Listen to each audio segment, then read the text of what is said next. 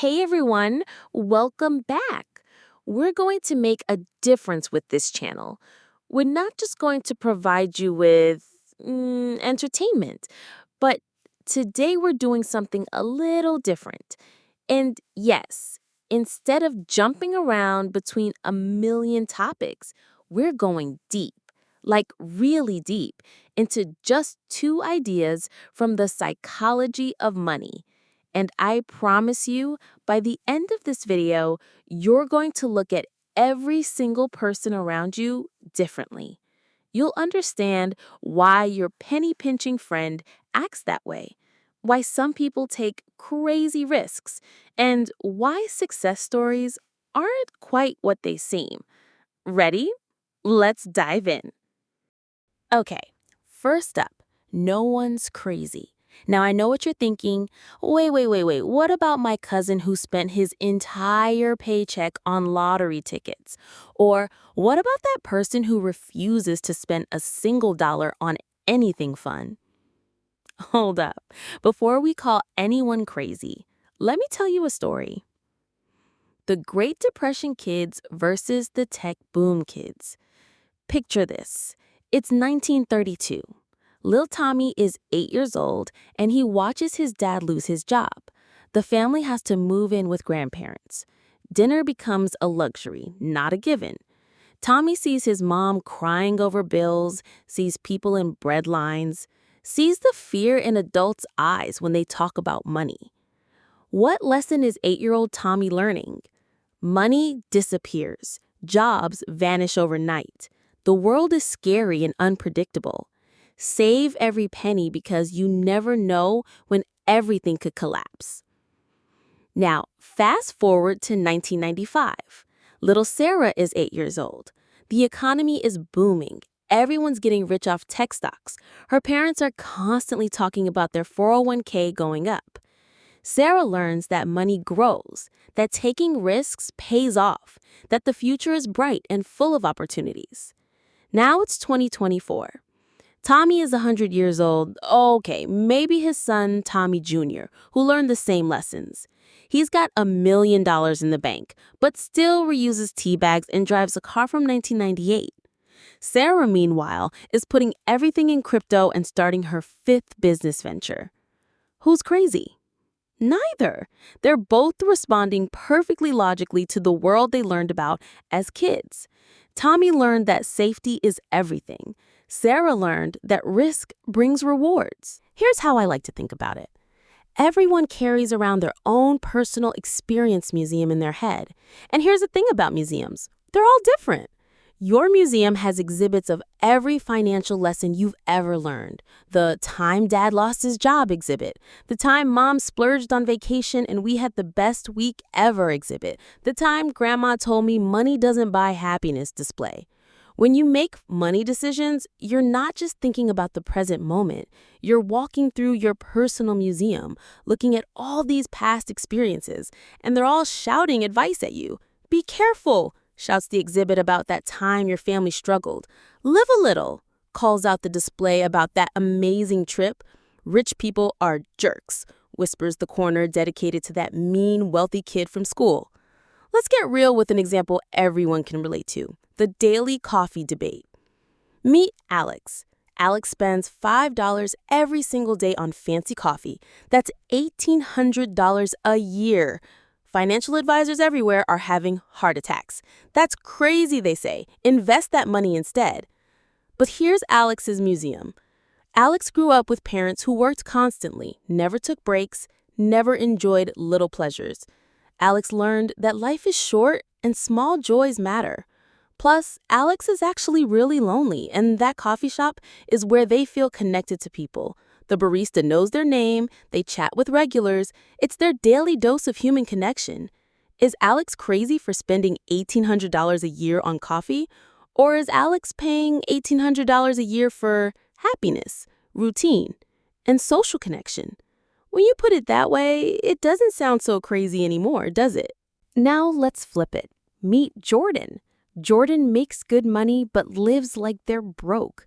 Rice and beans for dinner, shops at thrift stores, drives a car that's older than some of the viewers watching this video. Jordan's got $1 million saved up, but still gets stressed about spending $20 on dinner out.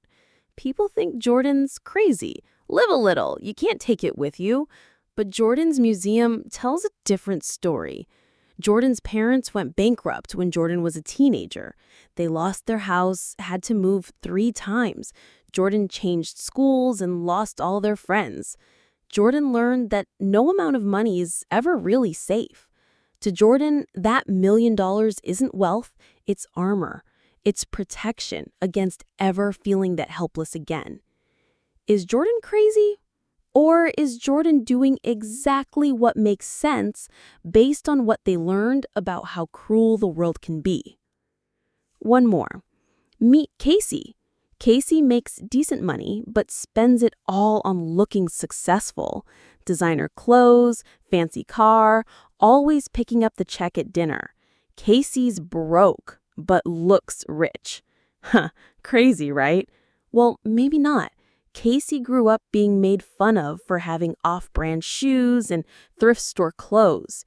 Casey learned that how you look determines how people treat you.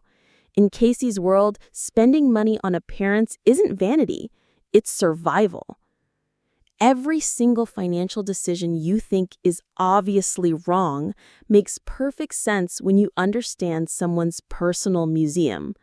The penny pincher, the risk taker, the spender, the saver, they're all just responding to the lessons life taught them. So, here's the massive takeaway from part 1.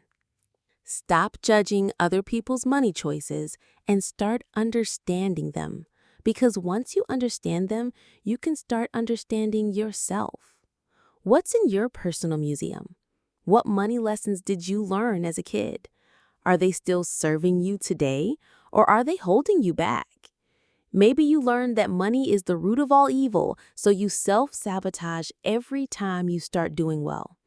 Maybe you learned that poor people are lazy, so you work yourself to death trying to prove you're not.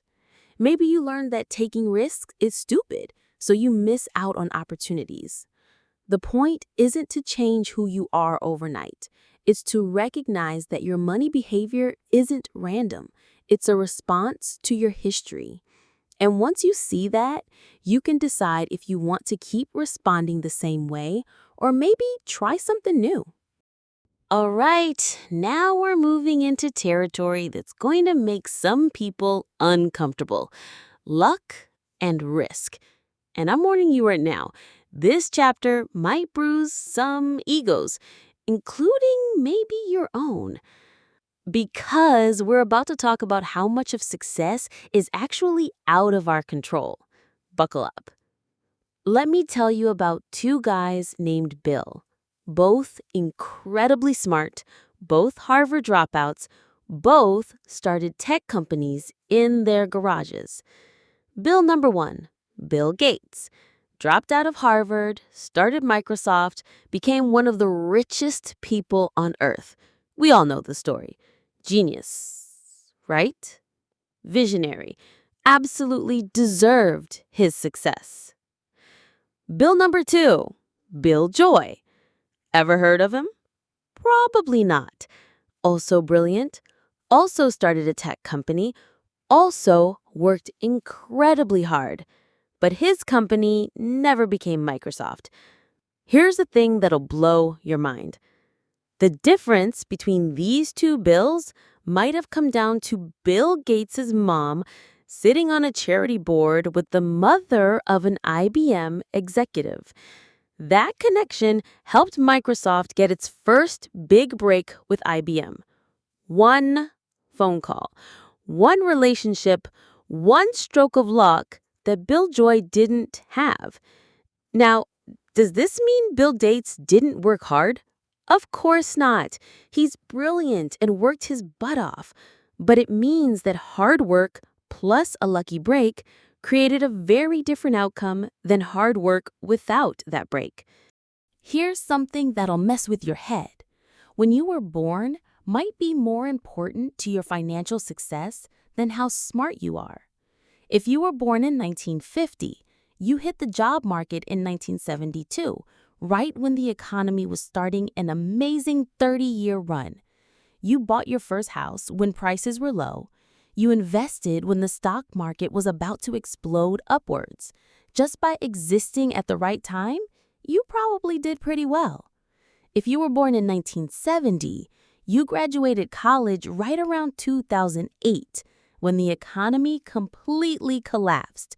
You couldn't find jobs, housing prices were insane, and the stock market was tanking right when you had money to invest for the first time. Same intelligence, same work ethic, totally different outcomes. That's not fair, but it's reality. And here's the kicker. The person who was born at the right time will probably spend their whole life thinking they're a financial genius. They'll give speeches about their investment strategy and write books about wealth-building secrets. Meanwhile, the person born at the wrong time might think they're terrible with money. Let's talk about something everyone has an opinion on: lottery tickets. Only idiots buy lottery tickets, say the financial experts. The odds are terrible. It's basically throwing money away. But wait, let's say you're working 2 minimum wage jobs. You've got kids to feed, rent to pay, and absolutely no way to save meaningful money. Traditional investing advice says save 10% of your income. 10% of minimum wage is like $2 a day. Even if you invest that perfectly, you're still going to be poor in 40 years. You lean forward, more intense.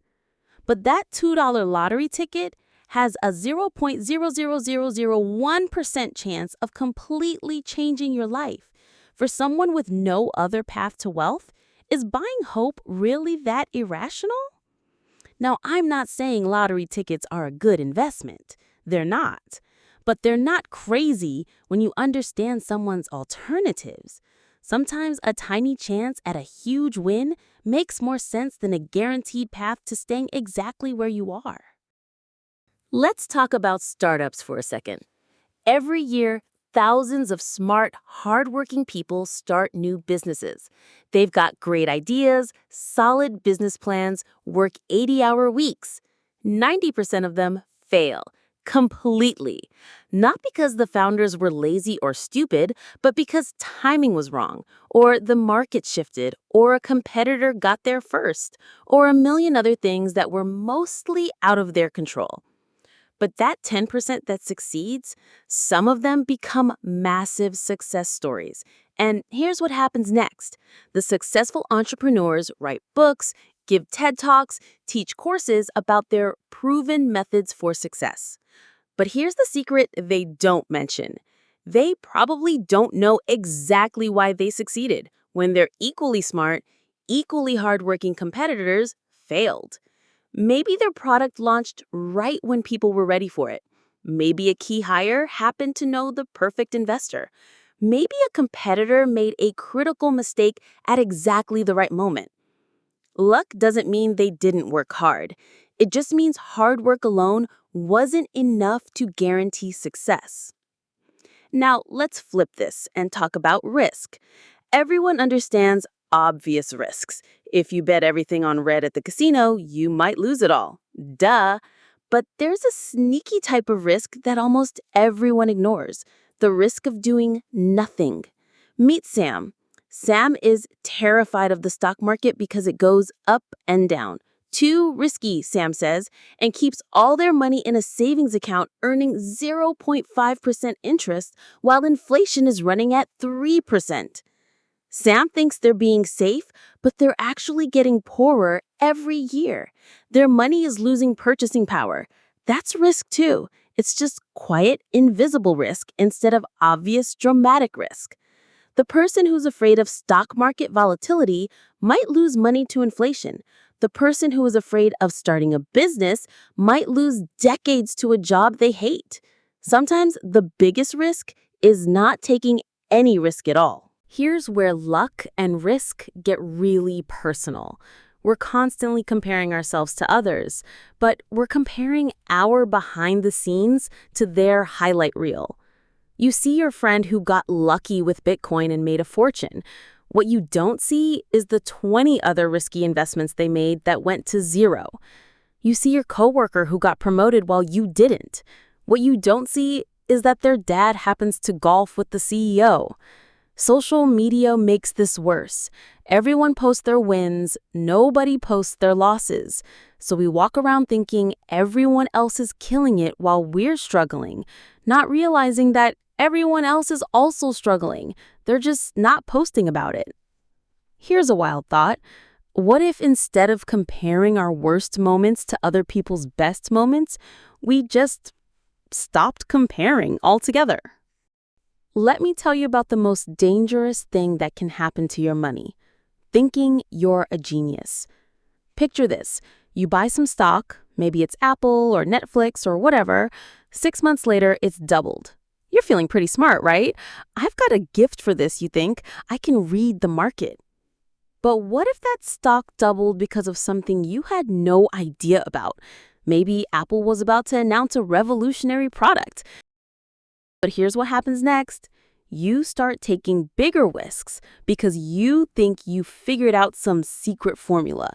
You quit researching, you stop being careful because, hey, you're obviously an investing genius. And then, crash. The market turns, your genius picks tank, and suddenly you realize maybe you weren't as smart as you thought. But it works the other way too. Maybe you bought that same stock and the very next day some scandal breaks and it crashes 50%. Now you're thinking, I'm terrible at this. I have the worst timing. I should never invest. But what if that scandal was completely unpredictable? What if your research was actually really good, but some random event that nobody could have seen coming ruined everything? Both the I'm a genius person and the I'm cursed person are making the same mistake. They're confusing luck with skill. Good outcomes don't always mean good decisions, and bad outcomes don't always mean bad decisions. The poker player's secret? Professional poker players understand something that most people don't. You can make the right decision and still lose. And you can make the wrong decision and still win. If you have a great hand and bet big, but someone else gets incredibly lucky on the last card and beats you, did you make a bad decision? No. You made the right decision with the information you had. You just got unlucky. If you have a terrible hand but bluff and somehow win, did you make a good decision? Not really. You got lucky, but if you keep making that same decision, you'll eventually lose big. The best poker players focus on making good decisions consistently, not on any individual outcome. Some days they lose even when they play perfectly. Some days they win even when they play poorly. But over time, good decisions win out. Your money works the same way. Focus on making consistently good financial decisions, not on whether each individual choice immediately pays off. Here's my favorite way to think about luck and skill. It's like weather versus climate. Weather is what happens today. It might rain, it might be sunny, it might snow in July because climate change is weird. You can't control the weather and you can't perfectly predict it. Climate is the long-term pattern. Over decades, certain things are predictable. Florida is generally warmer than Alaska. Summer is generally warmer than winter. In money terms, luck is the weather, random, unpredictable, short-term events that can mess up your day. Risk is climate, the long-term patterns you can prepare for and work with. Successful people don't try to control the weather. They dress appropriately for the climate and carry an umbrella just in case. Why this actually matters? Okay, so why does understanding luck and risk matter? Why should you care? First, it makes you humble when things go well. Instead of thinking, I'm brilliant, you think, I worked hard and got some lucky breaks. That keeps you from taking stupid risks because you think you can't lose. Second, it makes you resilient when things go poorly. Instead of thinking, I'm cursed, you think, I made decent decisions but got some bad luck. That keeps you from giving up when you should keep trying. Third, it makes you patient. If success requires both skill and luck, then it might take a while for both to line up. You can't rush luck, so you focus on what you can control, building your skills and staying in the game long enough for luck to find you. And finally, it makes you kinder. When you see someone struggling, you don't automatically assume they're lazy or stupid. When you see someone succeeding, you don't automatically assume they're brilliant. You recognize that everyone's dealing with their own combination of choices and circumstances. Look, I get it. It's uncomfortable to admit that luck plays a huge role in financial outcomes. We want to believe that we're in complete control, that success is purely merit based, that hard work always pays off.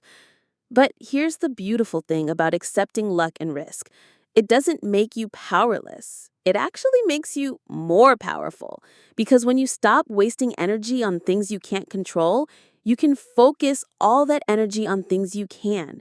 You can't control when you were born, who your parents were, or whether the economy crashes the day after you've invested. But you can control your effort, your learning, your preparedness, and your persistence. And honestly, once you accept that everyone's just doing their best with the hand they were dealt, the world becomes a much more interesting and compassionate place. So, there we have it. Two ideas that seem simple on the surface, but get really deep when you dig into them. No one's crazy. Everyone's money behavior makes sense when you understand their personal history and the lessons life taught them. And luck and risk are constant companions in every financial journey. Accepting them makes you both more humble and more resilient. Next time, we're diving even deeper into this book with concepts that'll completely change how you think about wealth, spending, and what money can actually do for you. Trust me, it gets even more mind-bending from here. If this made you think differently about money, even for a second, hit that like button. Share it with someone who needs to hear this perspective. And definitely subscribe because we're just getting started with this incredible book. What surprised you most? Do you recognize your own personal museum in any of these examples? Let me know in the comments. I read every single one. Until next time, remember, everyone's just trying to figure it out, including you, and that's perfectly okay. See you soon.